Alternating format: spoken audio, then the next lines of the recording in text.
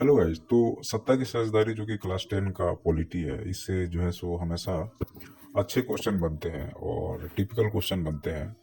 तो जो बच्चे 10 में है या फिर जो यूपीएससी की तैयारी करते हैं, किसी भी गवर्नमेंट एग्जाम की तैयारी कर रहे हैं या 10वीं में है, तो देखिए सत्ता की साझेदारी के पक्ष में दो तर्क है। पहला तर्क ये है कि एक युक्तिपूरक तर्क है, या कहिए कि एक लॉजिकल इसका रीजन है कि सत्ता की साझेदारी होना चाहिए। और दूसरा जो है आपका मोरल है। लॉजिकल पॉइंट ऑफ व्यू इसका ये है कि सत्ता की साझेदारी कर देने से लोग जो है खुश होते हैं। और जब साझेदारी होती है तो शक्तियों का बंटवारा हो जाता है या संसाधन का बंटवारा हो जाता है। जहां शक्तियों की बात आएगी वहां याद रखिएगा कि वह संसाधन है।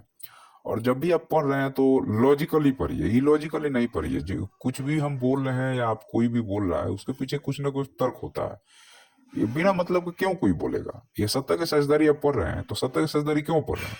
इसलिए पढ़ रहे हैं कि समाज में या पृथ्वी पे जो संसाधन है उस पे सबका बराबर का हक है।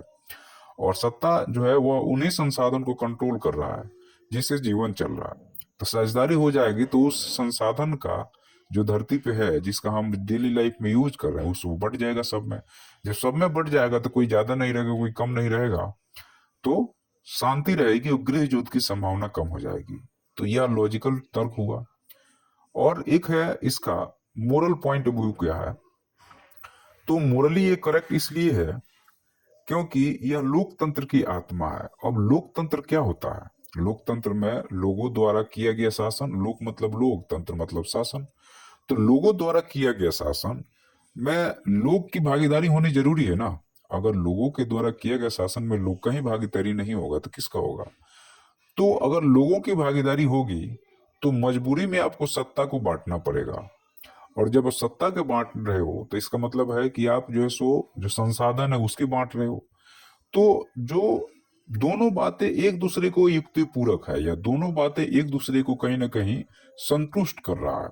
अब यूपीएससी जब क्वेश्चन बनाता है या स्टेट पीएससी, यूपीएससी थोड़ा डीप में क्वेश्चन बनाता है, इसी चीज को वो घुमाएगा और ऐसे घुमा के पूछेगा कि आपको लगेगा कि ये एक नई चीज है, लेकिन है वही। अब इसमें कोई डीप में जाके इसको समझेगा तो ही वो क्वेश्चन का आंसर दे पाएगा, और वो उनको लगेगा कि ये क्या बोल रहा है। लेकिन ये दोनों एक दूसरे के युक्ति पूरक है, एक लॉजिक है। कि एक है मोरल पॉइंट ऑफ व्यू कि भाई सत्ता को बांटना चाहिए लोगों के बीच में। और दूसरा इसका लॉजिक पॉइंट है, अगर आप सत्ता को बांटेंगे तो समाज में जो डिस्प्यूट है, समाज में जो विद्रोह है वो कम होगा। जैसे अभी बांग्लादेश में विद्रोह हुआ तो सत्ता का बंटवारा नहीं हुआ, या एक वर्ग को आपने अछूता छोड़ दिया, एक वर्ग को आपने नजरअंदाज किया, उसका विद्रोह। जैसे श्रीलंका में विद्रोह हुआ तो तमिल के लोगों के हितों की रक्षा नहीं हुई, या तमिल के लोगों को उस संसाधनों में भागीदारी नहीं बनाया गया। वीडियो पसंद आए तो सब्सक्राइब कीजिएगा।